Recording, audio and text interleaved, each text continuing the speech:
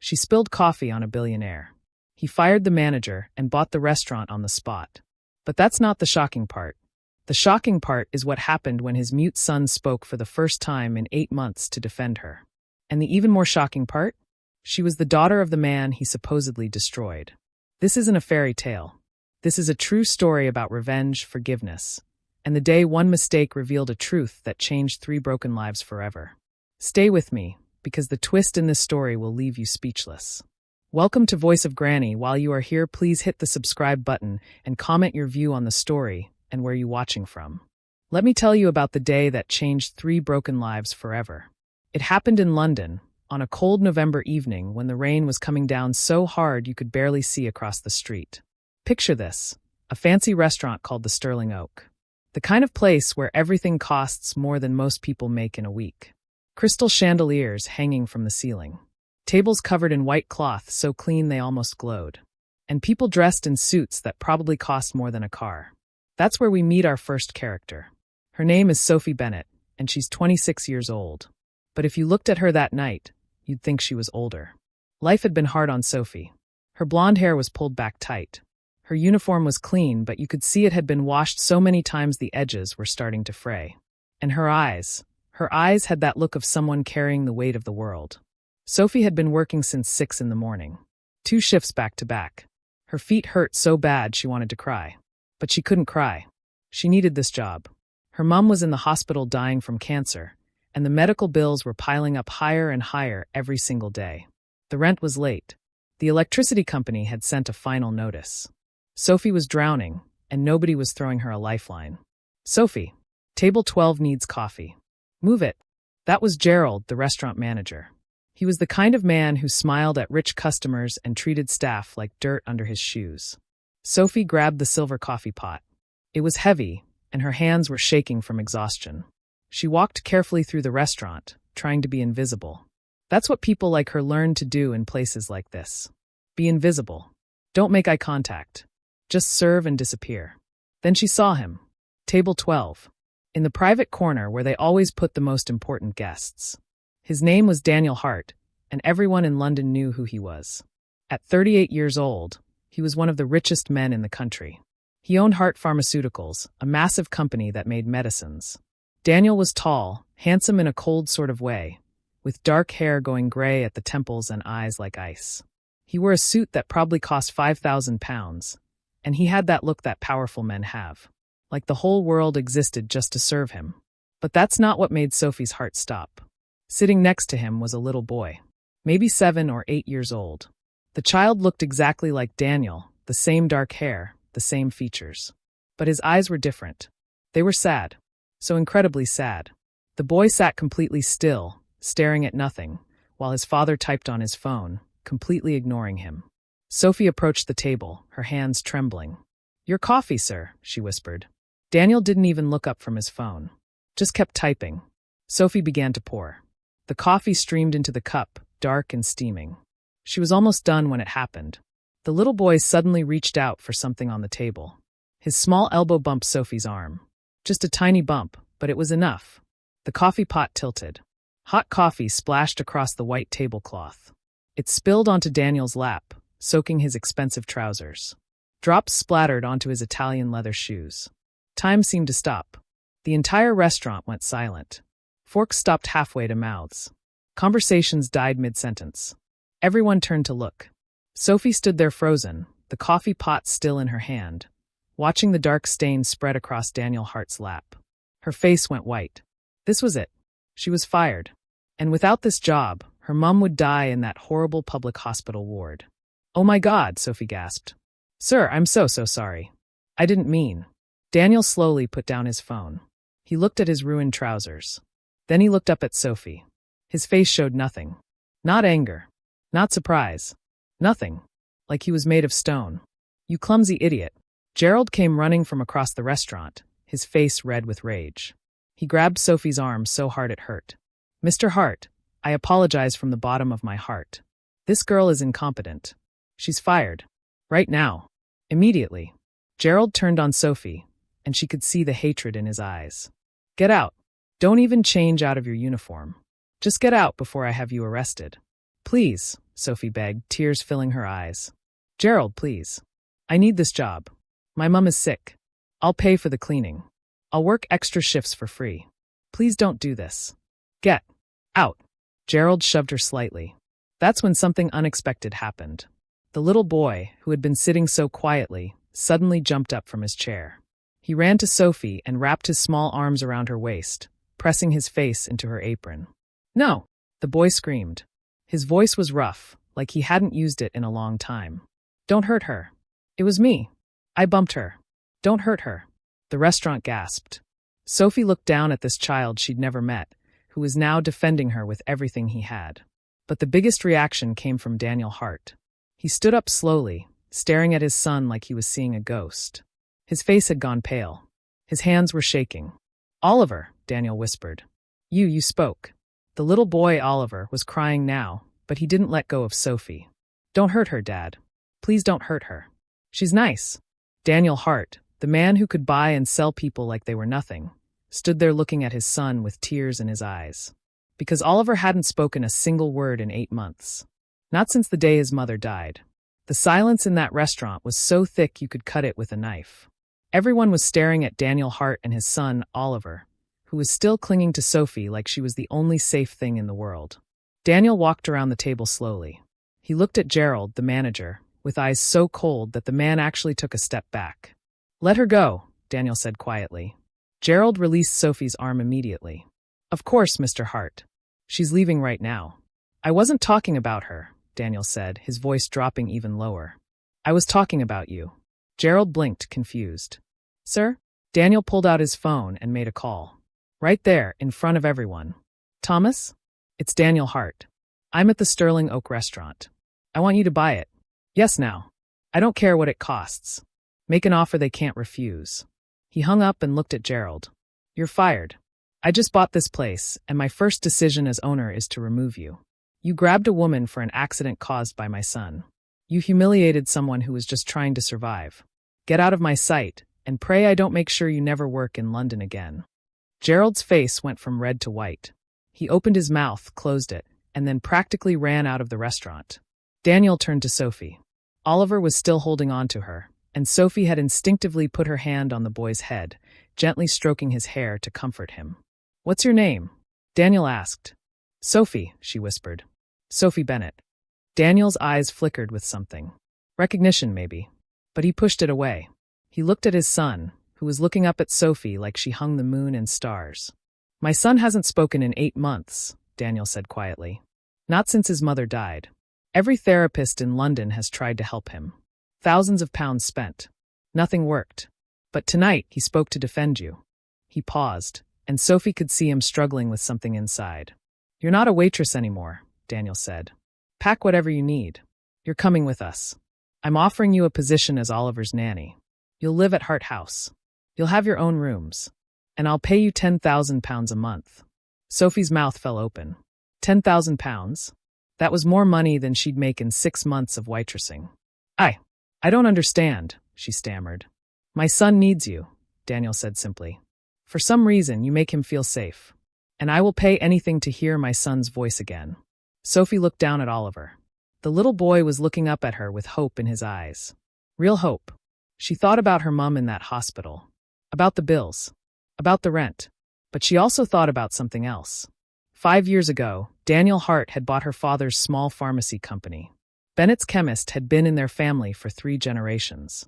Daniel had shut it down, saying it wasn't profitable enough. 6 months later, her father had drunk himself to death, unable to handle the shame of losing everything. Sophie had hated Daniel Hart for 5 years. He was the villain in her family's story, the monster who destroyed them. And now he was offering to save her mum's life. I'll do it, Sophie said, her voice barely above a whisper. But not for you. For Oliver. And for my mum. Fair enough, Daniel said. He pulled out his phone again. Give me your mother's hospital details. I'll have her transferred to the Royal Marsden Private Hospital tonight. The best cancer specialists in Europe will see her tomorrow morning. Sophie's eyes filled with tears. Why would you do that? Because my son spoke for the first time in 8 months to protect you, Daniel said. That's worth more to me than money. The drive to Hart House was like something out of a dream. They rode in a Bentley, the kind of car Sophie had only ever seen in movies. Oliver sat next to her, still holding her hand. He hadn't let go since the restaurant. Daniel sat across from them, watching. He hadn't said a word since they left. Sophie looked out the window as they drove through the wealthy parts of London. Past Hyde Park. Past houses that looked like palaces. Finally, they turned down a private road and stopped at a massive iron gate. Hart House sat on top of a hill, overlooking the city. It was huge, made of gray stone, with towers and gardens that seemed to go on forever. It looked like a castle, but colder somehow. Less welcoming. As they pulled up to the front door, Sophie saw a woman standing at the top of the steps. She was beautiful in a sharp, dangerous way. Black hair, red lips, wearing a dress that probably cost more than Sophie had made in her entire life. "Who's that?" Sophie asked. "Victoria Ashford," Daniel said, and his voice was flat. "My fiancé." Sophie's heart sank. Of course a man like Daniel Hart would have a fiancé who looked like a model. They got out of the car. Victoria walked down the steps, her high heels clicking on the stone. She looked at Daniel with a smile, but when she saw Sophie, the smile vanished. "Daniel, darling," Victoria said, her voice like honey with poison mixed in. "Who is this? Did we hire a new maid?" "This is Sophie," Daniel said. "She's Oliver's new nanny. She'll be living in the East Wing." Victoria's eyes went cold. She looked Sophie up and down like she was inspecting a bug. "A nanny? Daniel, she looks like she just crawled out of a charity shop. Are you sure she's suitable to be around our things?" "She stays," Daniel said firmly. Victoria stepped closer to Sophie. She smelled like expensive perfume and something else. Something mean. "Listen carefully, little waitress," Victoria whispered, quiet enough that Daniel couldn't hear. "I don't know what game you're playing, but I'm going to be the lady of this house. If you think you can use that brat to get close to Daniel's money, I'll destroy you.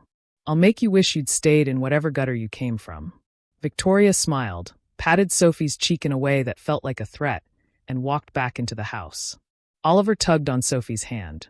He looked scared. He pointed at Victoria's back and shook his head hard. Sophie squeezed his hand. "It's okay," she whispered. "I'm not going anywhere." But as she looked up at that huge, cold house, Sophie wondered what she'd just gotten herself into. The first 2 weeks at Hart House were the strangest of Sophie's life. During the day, it was like living in a fairy tale. Her room was bigger than the entire flat she'd shared with her mum. The bed was so soft she felt like she was sleeping on a cloud. There was even a bathroom with a tub so big you could swim in it. But at night, the house felt different. Cold. Empty. Like a beautiful prison. Sophie spent every day with Oliver. The little boy followed her everywhere. They explored the gardens, finding an old greenhouse covered in vines that nobody used anymore. They played simple games. They read books together. And slowly, Oliver started to talk more. Just little things at first. "Can we go outside?" Or "I'm hungry." But each word felt like a miracle. The staff at Hart House avoided Sophie. They were polite but distant, like they were afraid of something. She realized quickly they were afraid of Victoria. The woman controlled the house like a queen, snapping orders and criticizing everything. Daniel was barely there. He left early for work and came home late, usually going straight to his office. On the rare occasions Sophie saw him, he looked tired. Sad. Like a man trapped in his own life. It was on a Thursday night, 2 weeks after Sophie arrived, that everything changed. Sophie couldn't sleep. The thunder outside was too loud, shaking the windows. She decided to go to the library to find a book. Hart House had a massive library, 2 stories tall, filled with thousands of books that looked like nobody ever read them. She thought she was alone. But as she walked between the shelves, she saw light coming from the fireplace area. And she heard someone talking. It was Daniel. He was sitting in a leather chair, holding a photograph, and he was drunk. There was an empty bottle of whiskey on the table next to him. Sophie tried to back away quietly, but the old floor creaked under her foot. Daniel's head snapped up. "Who's there?" "It's just me," Sophie said, stepping into the light. "I'm sorry. I couldn't sleep." "I'll go." "No," Daniel said. His voice was slurred. "Stay. Sit down. Have a drink with me." "I don't think that's a good idea, Mr. Hart." "Daniel," he said. "Call me Daniel. And sit. That's an order from your employer." Sophie sat carefully in the chair across from him. She could see the photo in his hands now. It was a woman, beautiful and laughing, holding baby Oliver. She looked so happy, so full of life. Oliver's mother, Daniel said, seeing where Sophie was looking. Catherine. She was everything good in the world. And I killed her. Sophie froze. What? Everyone thinks it was an accident, Daniel continued, taking another drink. Car crash. Drunk driver hit her on a rainy night. That's the official story. But she was only in that car because of me. He looked up at Sophie, and she could see the pain in his eyes. Real, raw pain. We had a terrible fight that night, Daniel said. I just bought this company. Bennett's Chemist. A small pharmacy chain. The owner had been running it into the ground, stealing from the pension fund to cover his gambling debts. I bought it to save the jobs, to pay out the workers. Sophie felt like she'd been punched in the stomach. What did you say? Bennett's Chemist, Daniel repeated. The owner, Robert Bennett, had destroyed everything. But Catherine didn't see it that way. She thought I was being cruel. She said I'd lost my soul, that all I cared about was money and power. Sophie could barely breathe. Her father. Daniel was talking about her father. She took Oliver and left, Daniel continued, not noticing Sophie's reaction. Said she was going to her sister's house. 2 hours later, the police called. She was dead. And I signed the papers to close Bennett's the next morning. I was angry at the world, so I destroyed that company. I fired everyone. I was cruel because I was broken. My father, Sophie whispered, tears streaming down her face. Robert Bennett was my father. Daniel went completely still. The drunken haze cleared from his eyes instantly. He stared at Sophie like he was seeing her for the first time. Bennett, he repeated. Sophie Bennett. Oh God. He killed himself, Sophie said, her voice shaking with anger and pain. 3 months after you closed the company. He lost everything. He couldn't face us. So he hanged himself in our garage. My mum found him. Daniel stood up, swaying slightly. He walked to a desk in the corner and unlocked a drawer. He pulled out a thick folder and dropped it on the table between them. Read it, he said quietly. Sophie opened the folder with shaking hands. Inside were police reports, bank statements, audit records. And there, in the middle, was a letter in her father's handwriting. I have failed everyone. I took the pension money to pay my gambling debts. I lied to my family. I lied to my workers. Daniel Hart is buying the company to pay them what I stole. He's covering for me so my family won't know what I did. God forgive me. The letter was dated 2 days before Daniel bought the company. Sophie read it 3 times, each word cutting deeper. Her father hadn't been a victim. He'd been a thief, a gambler. And Daniel Hart, the man she'd hated for 5 years, had actually tried to save everyone. He'd let the world call him a monster to protect her father's memory. I'm sorry, Daniel said quietly.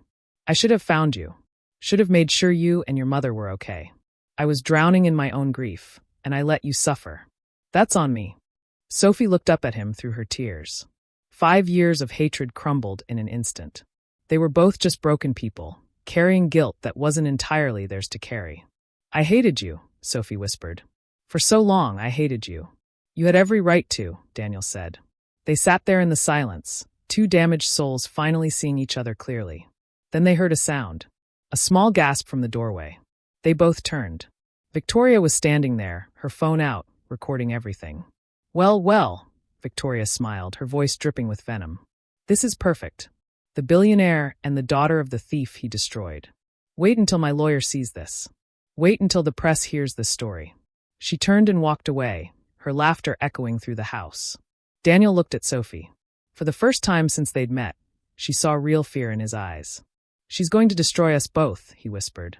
Sophie couldn't sleep that night. She lay in her huge bed, staring at the ceiling, her mind racing. Victoria had that recording. She would use it to destroy Daniel, to take his money, and probably to throw Sophie out onto the street. But it wasn't just about the money anymore. Sophie kept thinking about Oliver. That sweet, broken little boy who was just starting to heal.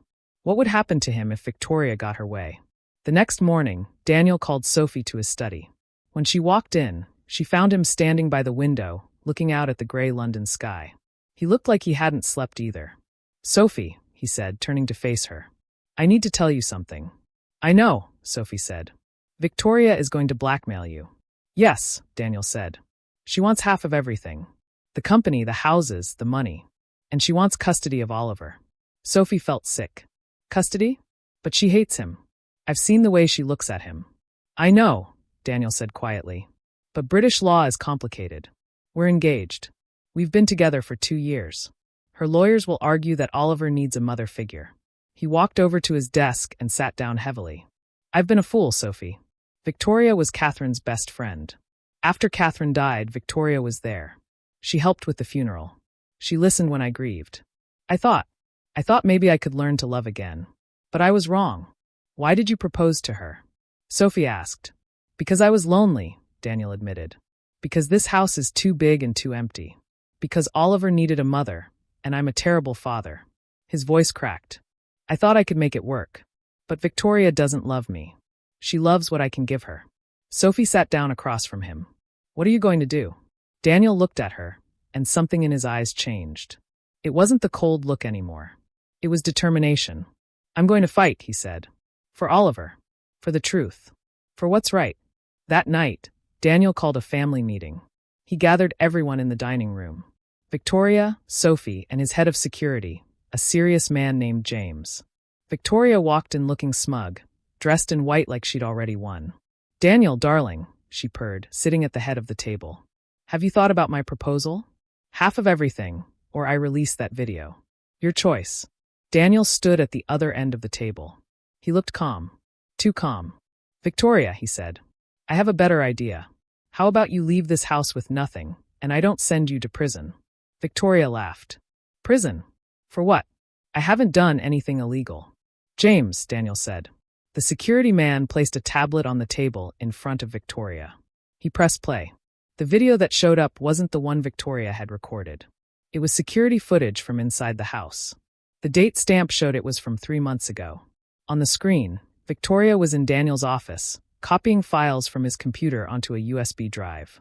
The footage showed her taking documents, photographing confidential papers, sending messages on her phone. Corporate espionage, Daniel said calmly. You've been selling my company's research to my competitors. New drug formulas that cost millions to develop. You sold them to Rothwell Pharmaceuticals for £2 million. The money is sitting in a bank account in the Cayman Islands under your mother's name. Victoria's face went white. That's fake. You edited that. We have the bank records, James said, placing a folder on the table. We have the emails. We have everything. But that's not all, Daniel continued. He pressed another button on the tablet. This time it was audio. Victoria's voice, sharp and cruel, echoing through the speakers. You useless little brat. Stop crying or I'll give you something to cry about. Your precious daddy doesn't care about you anyway. He wishes you died instead of your mother. Sophie gasped. It was Victoria talking to Oliver. You could hear the little boy sobbing in the background. That was from last month, Daniel said, his voice hard as steel. When I was away on business. You locked my son in a closet for 4 hours because he accidentally spilled juice on your dress. Victoria stood up, her chair falling backward. You can't prove any of this. Those recordings could be anyone. The police are outside, Daniel said. They've been listening to everything. You're going to be arrested for corporate espionage, extortion, and child abuse. At that moment, the dining room doors opened. 2 police officers walked in. Victoria Ashford, one of them said. You're under arrest. Victoria screamed as they handcuffed her. You'll regret this, Daniel. I'll tell everyone about her father. About the gambling. About everything. Go ahead, Daniel said calmly. I released the audit files myself this morning. The whole story is already public. Your father was a thief who tried to cover his tracks, Sophie, but I paid back every worker who lost their pension. The world knows the truth now. Victoria was dragged out of the room, still screaming threats. When the door closed behind her, Sophie realized she was shaking. Daniel walked over and sat next to her. Are you all right? He asked gently. You released the truth about my father, Sophie said. Everyone will know he was a criminal. Everyone will know he was a desperate man who made mistakes, Daniel corrected. And that I tried to help. I'm tired of secrets, Sophie. Tired of lies. The truth might hurt, but it's better than living in darkness. Sophie nodded slowly. Then something occurred to her. How did you know about Victoria? About the espionage? Daniel almost smiled. I suspected for months. So I set up cameras everywhere. I was gathering evidence. Last night, when she recorded us, she gave me the excuse I needed to act. You played her, Sophie realized. I protected my family, Daniel said. He reached out and took her hand. You and Oliver. You're my family now. And I will never let anyone hurt you again. Sophie looked at him and saw something she never expected to see. Love. Real, honest love. 3 months later, London was covered in snow. The city looked like a Christmas card, all white and sparkling under the streetlights. Sophie stood in front of the mirror in her room at Hart House, adjusting her dress. It was simple but beautiful, deep blue velvet that made her eyes shine. Her mum had helped her pick it out last week. Her mum. Sophie still couldn't believe it sometimes. Sarah Bennett was in remission. The cancer was gone. She'd moved into the guest house at Hart House, laughing and smiling again, looking 10 years younger. There was a knock on the door. "Come in," Sophie called. Oliver walked in, dressed in a little suit, his hair combed neatly. He was grinning from ear to ear.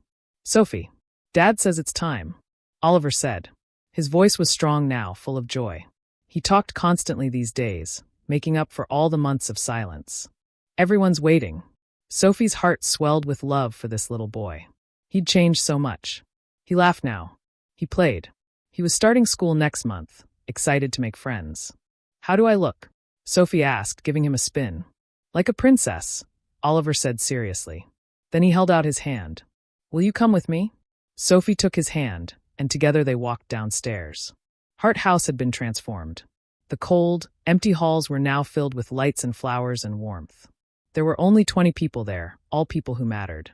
Sarah, glowing with health. James, the security man, who'd become a good friend.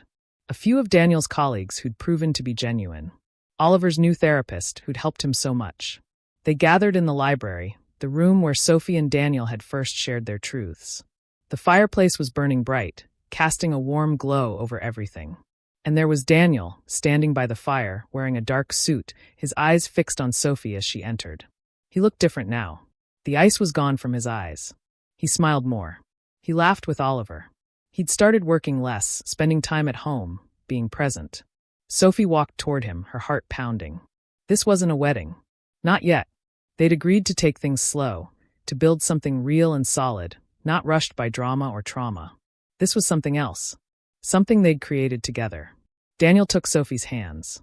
3 months ago, he said, speaking to everyone, I was a ghost. I was going through the motions of life, but not really living. I'd lost my wife. I'd lost my connection to my son. I'd lost myself. He looked at Sophie. Then this woman spilled coffee on me. Everyone laughed. Sophie felt tears prick her eyes. She came into my house, into my life, and she brought the light back, Daniel continued. She gave me my son's voice. She gave me the courage to face the truth. She gave me hope. He turned to Oliver. Son, come here. Oliver bounded over, standing between them. Oliver, Daniel said, kneeling down to his level. I've been a terrible father. I was so lost in my own pain that I forgot you were hurting too. But Sophie showed me how to be better. She showed both of us how to heal. He looked up at Sophie. So today, I'm not asking you to marry me. Not yet. Today, I'm asking you something more important. Daniel reached into his pocket and pulled out a small box. But when he opened it, there wasn't a ring inside. There were 3 keys. These are the keys to Hart House, Daniel said. One for you, one for me, one for Oliver. Because this isn't my house anymore. It's our home. All of us together. Sophie couldn't hold back the tears anymore. They streamed down her face as Daniel stood up. Sophie Bennett, he said softly. Will you build a life with us? No secrets, no lies, just truth and love and family. Sophie looked at Daniel. Then at Oliver, who was looking up at her with hope shining in his eyes. Then at her mum, who was crying happy tears in the front row. Yes, Sophie whispered. 1,000 times yes. The room erupted in applause. Oliver threw his arms around both of them, and they stood there in a group hug, the 3 of them, a family born from broken pieces but whole now. Later that night, after everyone had gone home, Sophie found Daniel in Oliver's room. Oliver was asleep, clutching his wooden wolf toy, a peaceful smile on his face. Daniel was sitting on the edge of the bed, just watching his son breathe. Sophie sat next to him. What are you thinking? She whispered. I'm thinking about second chances, Daniel said quietly. I thought my life was over when Catherine died. I thought I'd destroyed too much, hurt too many people, lost too much to ever be happy again. He took Sophie's hand. But maybe that's not how life works. Maybe we get broken so we can be put back together stronger. Maybe the mistakes we make, the pain we go through, maybe it's all leading us to where we're supposed to be. Sophie leaned her head on his shoulder. Your wife, she said gently. Catherine. Tell me about her. Daniel smiled, a sad but genuine smile. She would have liked you. She was fierce like you. She didn't let me get away with anything. She called me out when I was being cold or cruel. I'm not trying to replace her, Sophie said. I know, Daniel said. And that's why this works. You're not Catherine. You're Sophie. And I'm not the man I was when she was alive. I'm someone new. Someone better, I hope. He turned to look at her. We're all someone new now, built from the ashes of who we used to be. Sophie thought about that. She thought about the scared, exhausted waitress she'd been 3 months ago. About the bitter, angry daughter who'd hated a man she didn't really know. That person was gone now. In her place was someone stronger. Someone who'd learned that forgiveness wasn't about forgetting the past. It was about choosing not to let the past destroy your future. I love you, Sophie said. The words came out easily, naturally, like they'd been waiting to be said.